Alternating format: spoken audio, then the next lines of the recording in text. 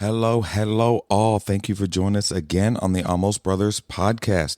Hey, will you do us a favor? If this podcast has meant something to you and encouraged you, will you consider becoming a monthly supporter? You could do $3, $5, $8, or $10 a month. What this does is this helps financially support the podcast so that we can continue to put out content and help better serve you. So if you would, down in the show notes, you can click the link, support, and become a monthly member. We love you. New episode coming your way. You sure? Got him. That was no, that wasn't fair. And it wasn't what it sounded like. Yeah. Right.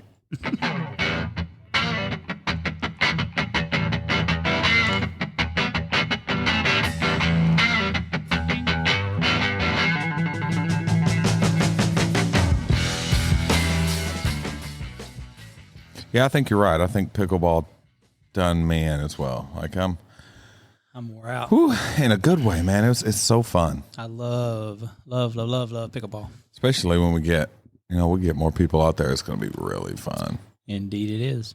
A lot more laughs. Yeah. Laugh track. We should do pickleball, but then when the youth start playing, we throw water balloons at them. That's not safe to make that. That's fine. They'll be fine. No, everything's fine. It's okay. We've got to get really complicated waivers for our kids to sign. Right, yeah. They'll bounce back. Maybe. We've had some injuries in our youth. We have. For the past 3 lock-ins. Weak knees, man. These kids are weak. It's really their fault. Right. They need to stretch or something beforehand.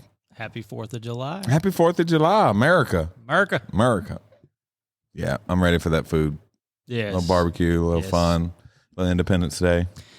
Yes. I think that's what we're going to do next time we talked about. We're going to do like an all-movie episode and talk about some good movies. Absolutely. And like our favorites. And we should talk about all the great Brad Pitt movies. That's going to be a very short episode. Very, very, very short episode. World War Z. That is a good one. Legends of the Fall is a good one. That's the next episode, though. You've never even seen the movie. How can you rate the movie? What's up, everybody? Welcome back to a brand new episode of the Almost Brothers podcast. On today's episode, we are not talking about movies. That's next episode. Yes. On this episode, we're going to be talking about the power of no. 9. N-O.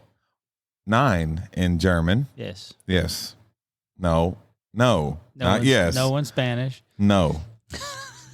Just no. That's the only Spanish word you know. That's it. That's all I got. That's all I got. I got my mother Cooked up, ready to go. I forgot about that. Because when we called her from the podcast, she called me the next day to ask if she was on the radio. Yeah. And I had to explain to her what a podcast was, but I went today and I got her set up on Google Podcasts so she can listen to us. Assuming she can get back to right. If she can Podcast. get to, yeah. It's like, well, it's kind of on the radio. I mean, you can be, if you plug your phone into your car radio, I guess. But that's funny. Was I on the radio? Yeah. Was I on 90.3? No. Love you, Mom. In case you hearing it. Yeah. If you did, I wasn't laughing. That was Richard. Yeah, it was. That was Richard. I'm grounded. Oh, busted big time. But yeah, we're going to talk about today just the power of no and how some of the ways that you can do it and not just, 'cause sometimes a no comes off pretty harsh, right. But saying no, but also knowing that boundary, when to say no, when to say yes, how to say no, and not get taken advantage of because, especially as Christians, we kind of feel obligated and we feel guilty when we have to say no, but no that's a big deal. No is okay. Right. Yeah. And I heard it said before, I can't remember who it was, but I heard it said before that the quality of your leadership depends on your level of no's, on the things that you can say no to, that you can delegate to somebody else, or that you could say, okay, look, here's my top priorities for the day, and anything outside of that, I have to say no. Mm-hmm. Yeah. You know, or same for the month or the week or whatever. Is being able to say no and being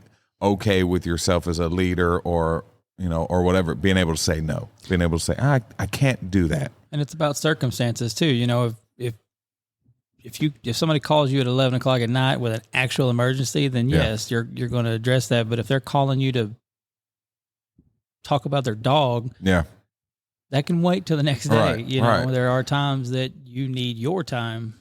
And I think that's really hard for people, especially pastoring a church. It's really hard for people to understand, that yes, it's my job to serve the church, but my first job is to serve my wife and serve my kids. Sure.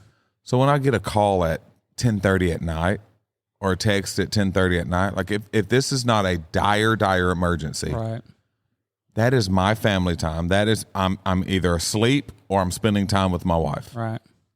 Like I've got stuff going on too, and I think understanding that from our leaders and really just each other, just everybody, even if you're, friends, understand that, hey, this is probably me cutting into their time. Right. This isn't a normal, hours of the night to be able to call. So understand that it's okay to hear that no from somebody that loves you. Yeah. It's okay. Like, people will fly off the rails if you don't answer their phone call at midnight. Yeah. You didn't answer me. Right. No, I was asleep. Right. Or even 9:30. Yeah. Like, I'm probably having family time. And it's those same people that if you call them at an off time, Correct. it's like, what are you doing Correct. calling me right now? Correct. Or the people that they don't want to show up to anything ever, but then they want to call you and expect you to answer and drop everything you have going on. So I think, putting these things in the proper perspective and understanding that, man, people got stuff outside of just the church going on. Right. So I know you used to be really bad at saying no. Oh, especially when it came to your kids and just you wanting to help everybody out to the point of being a detriment to yourself. And that's where you get to. You get to a point to where it's actually doing yourself harm, and not only you, but your ministry. Because if you're not doing what you're supposed to be doing within your ministry or within your family, that hurts everybody. Right. So and not only that, with like my oldest daughter, not telling her no became an enabling thing. Yeah. To where it's like, I'm helping you to not do anything for yourself. Right. That's not good for either one of us. But yeah, I used to have a horrible time. I still struggle with it. Like just saying, you know what? No, I got to do this.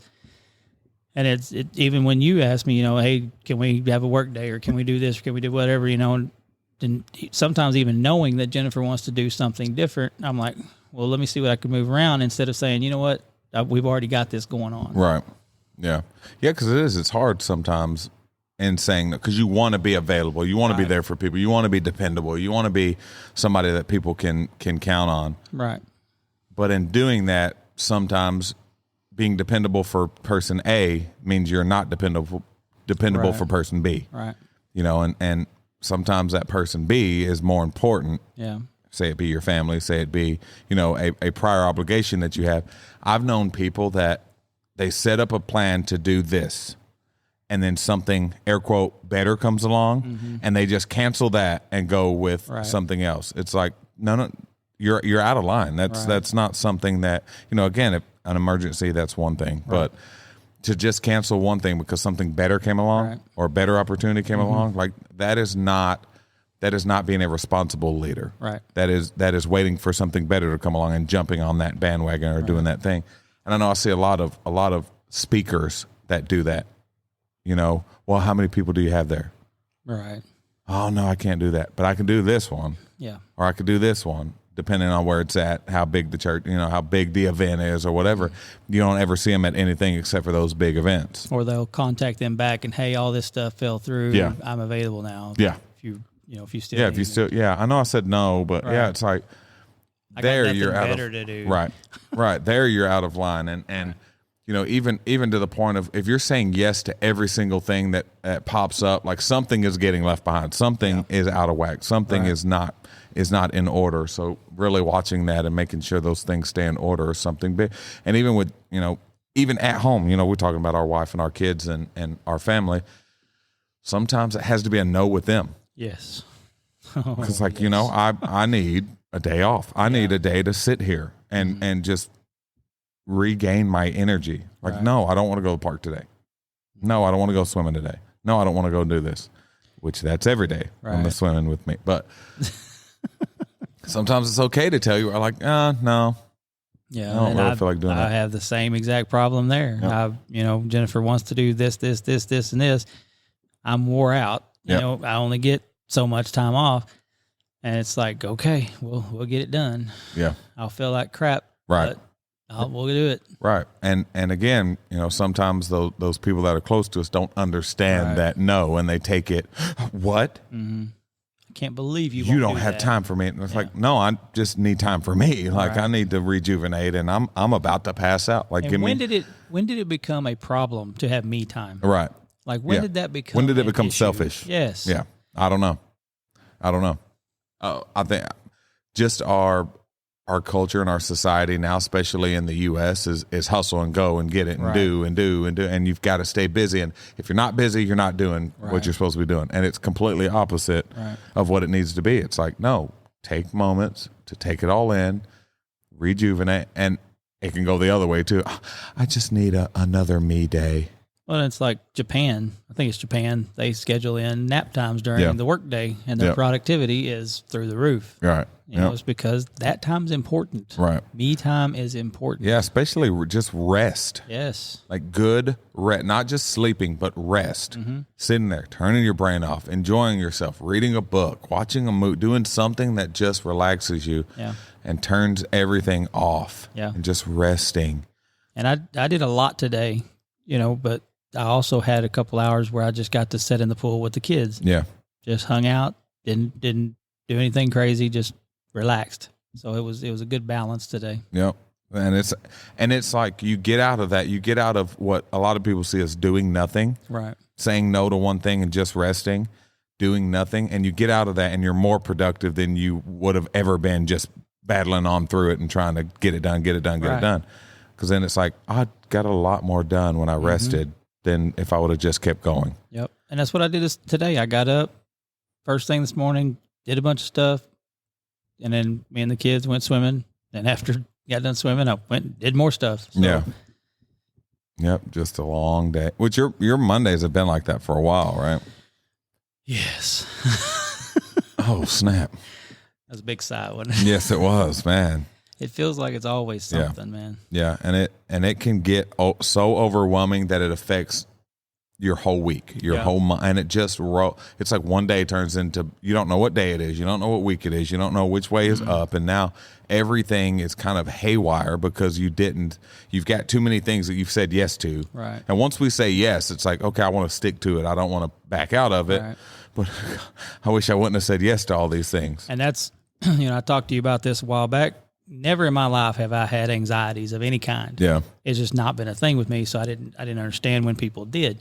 But here in the last, 6 months or so, I'll get to the point when I've piled on too much to my plate where I just get overwhelmed. Yeah. And I start just panicking, like I'll never get all this done. Yeah. What am I going to do? And then nothing gets done because I get off track of what any of it was supposed to be.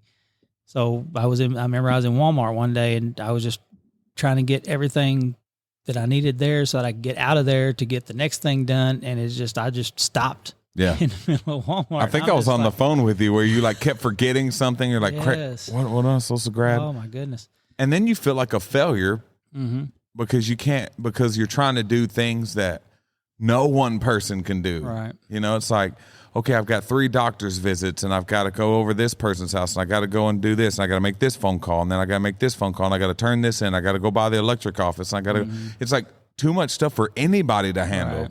So then when we do it and we're like, yes, I can do that. Yeah, I can do that. Yep. And then you feel like a failure when you can't accomplish those things. Yeah.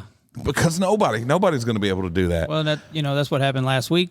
I had piled on too much and then you called to remind me of something I had already said I was going to do. And I snapped at you because I was like, I'm just pulled apart. You know, Yeah. I'm one person. I can't do it all. Yeah. It wasn't your fault. It was just I'm sorry, man. Gosh. something I'd already said that I would do, but Yeah, I was just like, it's like- I can't. You're like, no, dude, I'm being pulled apart. And I'm Darn. Darn diddy darn darn. like, you know, like, man, no. Darn kind of moment. Yeah. No, and it's just from us being so afraid to say no to anything. And not only us being afraid to say no to anything, but us feeling afraid that the person that asked that they're going to be mad, because that's usually what happens. That person's mad at you. They're like, well, did you say you wanted to help her? I thought you said, Yeah. I'm sorry. I've just got so much. I can't do it. Yeah. It would help a lot if the people asking would be a little more understanding of your time. And that goes for us too, because I'm the same way. When someone says no, it's like, All right. you mean no? I needed it done. Right. But, Right. Yeah. But it's like, you know, you have to realize like, oh, cool. Okay. Especially when it's from somebody you know is dependable. Right. And you know who's usually Right. there, like going, okay, I know you must have a lot going on. Cool. Right. I'll figure it out. That's no problem. But it's like, we get so sidetracked and so down on ourselves when we have to do that. Man, I really wanted to help her. I really wanted to be there. And it's just not healthy. Yeah. You know, so I think we all need to be better at being able to say, okay, look, here's the time I have set up for today. If that time gets filled, that time gets filled. Right. I'm not going to try to squeeze something in. Think about that saying, oh, I'll try to squeeze it in. Yeah. That doesn't sound like something comfortable. Right. Do you like having to squeeze into a pair of jeans? Well, it doesn't even sound like that's something you want to do. Right. It's like, oh, I'll squeeze I'll make it happen. It's like, Yeah. Can it find out what can be done tomorrow? Right. What can you push off? What can you say, hey, here's I think it was, who was it? I think it was Craig Rochelle. I was listening to his leadership podcast, and he was talking about how he has 3 or 4 levels of importance. Right. So he's got like a, code red where it's like, this has to be done. Like this is something that has to be done. Here's the things that I want to get done. Here's the things that need to get done. Here's the things that should get done. If not, it's okay. We can move it to the next day. Right. And he said he never deviates from that. He puts things in those categories, and he doesn't deviate. So he doesn't go to tier 2 if all of tier 1's not done. Right. And I think that's such a good, and I'm like, man, that is so good, which I don't know if I'll ever be that organized. I hope so. I Sounds hope one good. day, I really do. I really will. It sounds just like, so much easier and so much less stress to be able to go, okay, look, I've got to play with my kids today. I need to read the word today. I got to pray. I got to go have lunch with my wife. These are the things I have to do today. Right. Everything else, until those are done, no. Right. If I think I might be able to, okay, but until those are done, I won't move on to the next one. I think that's so good because now you're not going back on those things. You're not stressing out. You're not trying to squeeze anything in. It's like, if I get these done, then I move on to the next. If not, it's just going to have to wait. And that's the answer you can give people too. Hey, can you do this? If I can get the things that I've got on my list done, then yes, I would be glad to help. Yep. Because it you feel so stretched, so thin. Like last week, I went and visited one of our members. It's even weird saying that, one of our members, our church members, in the hospital. And it was just like, as I was going through the day, I'm like, man, that really took a lot out of me, a lot of time. I mean, that was a 4-hour trip. Right. So it's like, I was able to do it that day because I didn't have a lot going on, but a normal day, it's tough squeezing that in. Right. It's tough being able to do that. It's tough trying to make time to be able to do that because, we're not full-time ministry. We're not, this isn't just all we do. We've got jobs outside of here, and it's like trying to juggle everything, especially now the kids are home and Jamie's off and doing all these different things. It's like, man, I really want to do this. So I think that level of understanding of people going, okay, if you can't make it, I understand. Right. Has to be in all of us. Right. We've all got to realize that. Yep. That sometimes people are just busy, man, or sick, or, they've got families, they got jobs, they got kids. That's why I always try to lead, like when we're doing any kind of like, work day. We got a work day coming up Friday. We got anything like that. I always try to tell people, like, don't feel obligated. I understand. Right. We all have jobs. We all got kids. We've all got stuff going on. If you can't make it, don't feel bad. Right. Like, it's okay. It'll be fine. Yeah. We're going to make it. Try to make it. If you can, awesome. If you can't, if you're too busy, it's okay to say, hey, man, I got a lot going on. Well, that's what I really like about Remnant is with you as pastor is you don't expect everybody to be at every event. Yeah. You want the leadership to be at as much as possible, as much as they feel comfortable to do, but it's okay if you're not. Yeah. Just communicate that. Let us know you're not going to be there. Then we don't expect you to be. Yeah. And it's like, oh, cool. Okay. Especially, again, we understand people got stuff going on. Right. We've got, how many of our leaders live out of town? 3 families, 2 families? Yeah, 2 or 3 families live out of town, live 20 minutes away. Right. I understand you can't be here for every single thing. Right. Cool. It's okay. Yeah. It's okay to say, hey, that's why I love the calendar. So-and-so out of town, so-and-so out of town. Cool. It's okay to be like, hey, can't make it to this. Right. All right, cool. I don't know what happened with Robbie Olsoff with his, he tried to put something on did it? Yeah, he put it on and took it off and put it on. And I'm like, oh, okay, cool. They're out of town. They're not out of town. Okay. They're back in. No, they're gone. They're here. They're gone. Just Robbie's gone. Jennifer's gone. They're both gone. Them and the kids are gone. Like, I don't know what is going on here. Man, that's fun. I forgot about that. That's the calendar is hugely helpful. Yeah. Yep. Because and especially being ahead of time so that you can almost make that list of priorities and go, well, let me look at the calendar and let's see, we scheduled a car wash coming up. Yeah. So we were able to look at that and say, is this something that we can do? Right. Is this something that we want to do? Is this something we have time for? Is this something that everybody, I love being able to do that. Go to all of our leaders and say, what do y'all think? Right. Is this something we can do? Do y'all want to do this? Do you want to say no to it? Because we've had stuff where it's like, everybody's like, I don't know, man. I don't know if we'll have time. Cool. Let's push that to another month or put a pin in that. We'll come back to it. Put a pin in that. Circle back around. Yeah. I'm going to circle back to that. Well, I can't remember that lady's name. Was it Jen Psaki? I can't remember. It doesn't matter. But yeah, just the power of no. Yes. No. A lot of power. I'm sorry. Okay, so how is some of the ways that you're able to say no without it coming off so harshly? 9. No. 9? No, that's more harshly. Like that. 9. That is a aggressive language. It is, yeah. 9. 2 years of German in high school. I can't speak it, but I did take that. I took 6 years of German. Being in Germany. That's not taking German. No, it is about communicating that in a way that makes the person understand that you want to do it. Yeah. Just can't. Yeah. But offering alternatives versus just, no, I can't do it. Saying, I can't do it then, but how about that's good this other time? Yeah. Just leave it open-ended where it's not a no necessarily, it's a later. That's good. Yeah. And what I try to do, especially when it's with somebody that usually helps me, that's always dependable for me. Right. Like if it's you or mom or one of our leaders, right. And I just can't do it. What I try to do is help figure it out.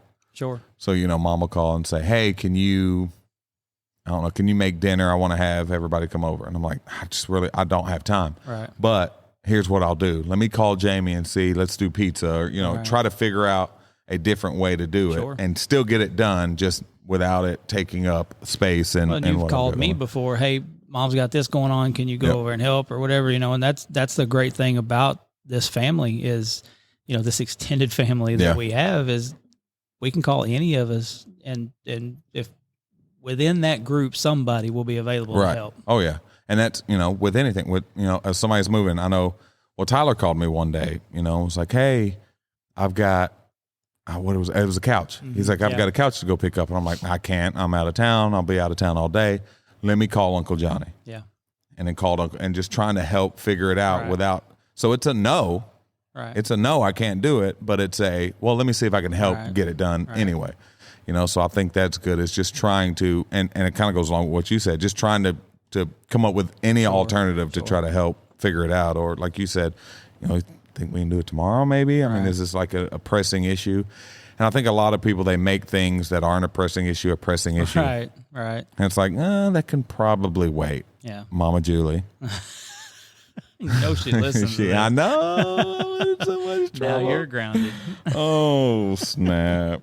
Wow, boy, you got the whole squad laughing. Oh, no. No, but so it's like, what can we do with that later? Sure. You know, can we, like, it's really not something that has to be done right now. All right. And you can generally kind of feel that out with somebody that's calling in and be like, hey, is this something that has to be done right away? Yeah. Well, no, not really. I mean, it's, just next couple days. Okay. We can deal with that. Right. And it's like, and I think that responsibility needs to come on the person that's needing something, like to be able to filter that out and go, is this something that needs to be done now? Is this something that can kind of wait? Yeah. And kind of judge the situation for what it is, and not be a person that flies off the handle or has to have it done now, or not be a person that waits till the last minute. Yep. Don't say it. And go, hey, we need to get this done. So that is it. That is even more frustrating, because what happens is, we're talking about this tier of super important. What it does is you've got your list of things you have to get done, and now something out of nowhere has pushed through that from nowhere, and like, boom, this has to be done right now. Right. And it's so stressful, and it's just like, it's like my anxiety just rises, like, oh my God, okay, all right. And you're having to juggle all the things you had planned and this new thing that now is just this have to be done pressing issue right now. Easton is horrible about that. He calls me knowing I'm working. Hey, what are you doing? Working. It's like 1 o'clock on Tuesday. Oh, I just needing to go here to check on that. Yeah. Still working. Where you need to go? Oh, Poplar Bluff. I'm in Kennett, so It's the other way. I don't know. Or Mississippi. Yeah. I mean, Literally on the road in another state. Yeah. Oh my gosh, dude, it's so And frustrating. he calls you all the time at midnight just because. What was it? It was either him or it was Tristan. It was during the playoffs that called me at like 11:45 on a work night. Just to tell you who was winning. I thought I dreamt it until I woke up the next day, and he texted me right after that. He called, and I think I tried to answer, and I was mumbling or something, and I remember waking up the next day, and I seen the text, and I'm like, wait. And I looked at my calls, I was like, you did call me? I thought that was a dream. Why are you calling me at midnight? They couldn't wait till the next day for you to talk crap that your team beat my team in the playoffs. Like, good job. Like, what did you want me to say to you Are you on the team? at midnight? What do you want me to say? Like, dude, What kind of reaction were you hoping for? cool, man. Like, I don't know. Oh, yeah. That's my But boys. and I'm not going to name names, but there's a couple people that are very close to me that love to do that. Wait till last minute and go, all right, this has to be done. I didn't know anything about this. When's it need been? Oh, today. Right. Right. Why today? Oh, because I've had it for 6.5 months and I decided to get it done today. Yeah. Oh, cool. Okay. And now you're inquiring my help to get this done. Awesome. I'm on it. Let me see what I can do. I'm going to take a nap. Yeah. Yeah. But Your mom's bad about she'll call me before you had a chance to check with me about doing something. Yeah. She'll jump the gun. yeah. Like, hey, did Mike talk to you about such? Yeah. Nope. No idea what you're talking about. Yeah, and it's probably because she likes getting she's still stuck in that military get it done. Yeah.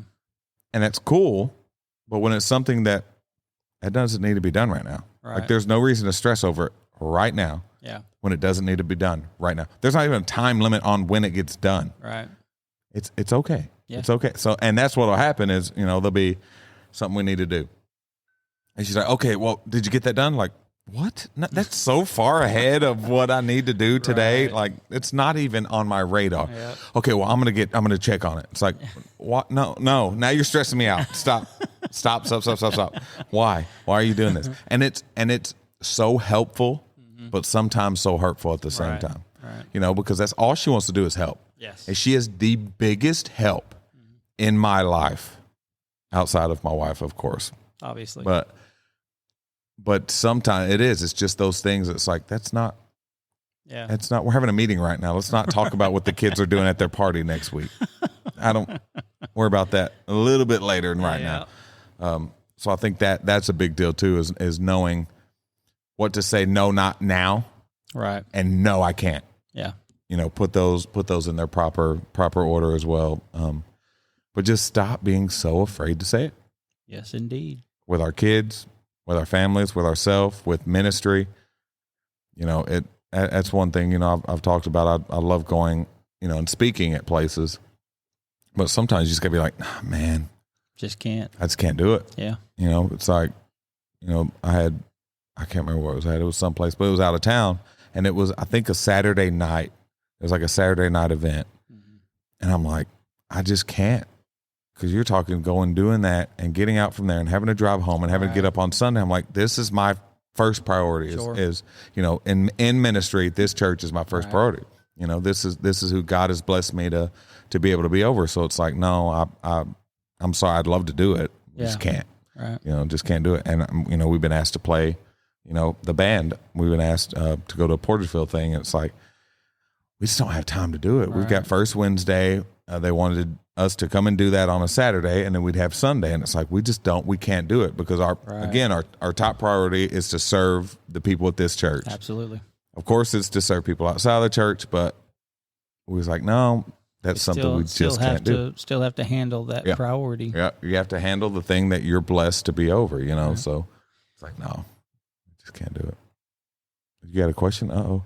No, I was thinking, it's completely off subject, but I wanted to say it before we end this episode. So my father is a Vietnam veteran, and during this 4th of July, I just want to ask people to be respectful of people that deal with PTSD, with all the fireworks and the lights and things going off. My dad hunkers down every year. He won't leave his house on the 4th of July because of everything that it triggers. So please, to all of our listeners, be respectful of that. Yeah. How would you... Because I've always thought about that, because mom's the same way, dad's the same way. Mm-hmm. And I've always thought about that. It's like, how can you what? How can you be respect? Because it's like, I talked to mom about that. I'm like, man, it's got to be tough for you, but how would someone be respectful of that?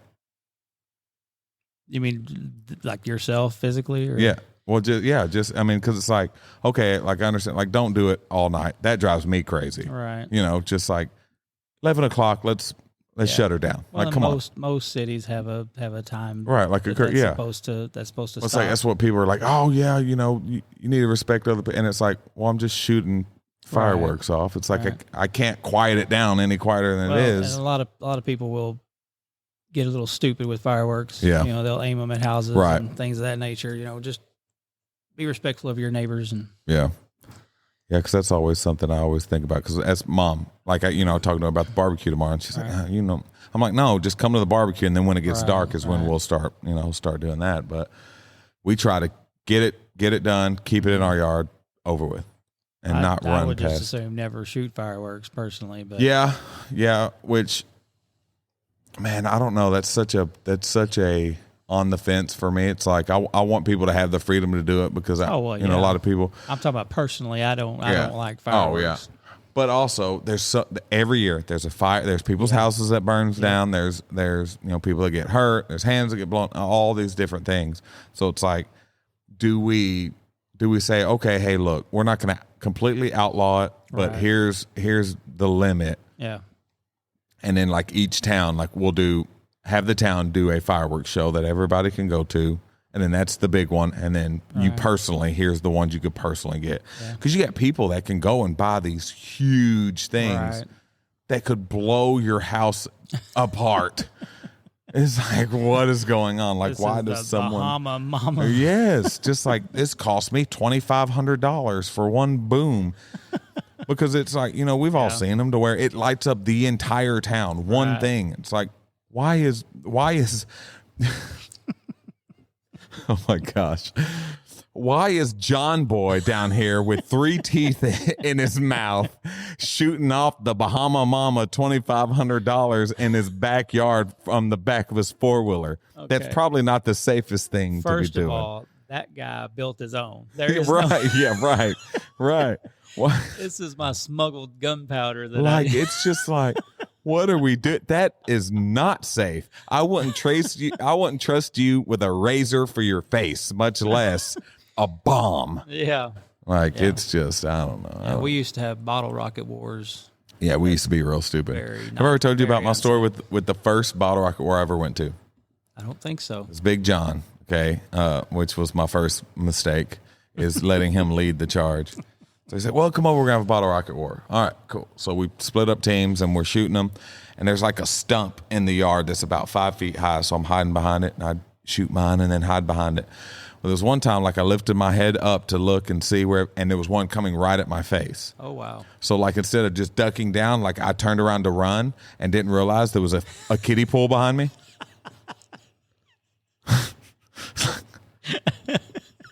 And just face first.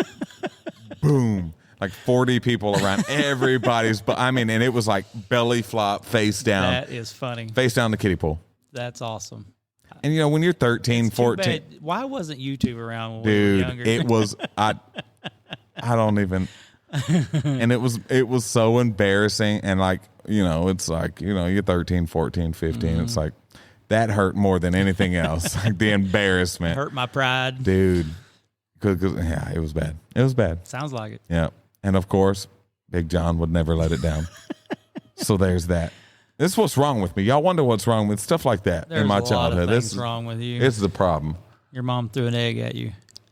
She sure did. I'm gonna talk to. We're gonna have her on one day and talk about that story. That was messed up. Wasteful of an egg.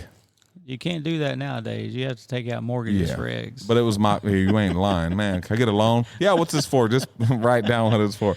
Okay, presents, no. House expenses, no. Eggs, check. Need 3 dozen eggs. $250 loan coming at you. Hey guys, thanks for hanging out with us today. If you don't have a home church, come see us at Remnant in Malden, Missouri. Service times are 10 a.m. and 4 p.m. on Sunday. And do us a favor, man. Go to your podcast platform. Give us a like, subscribe, and rate us, please. And share. God bless each and every one of you. Later.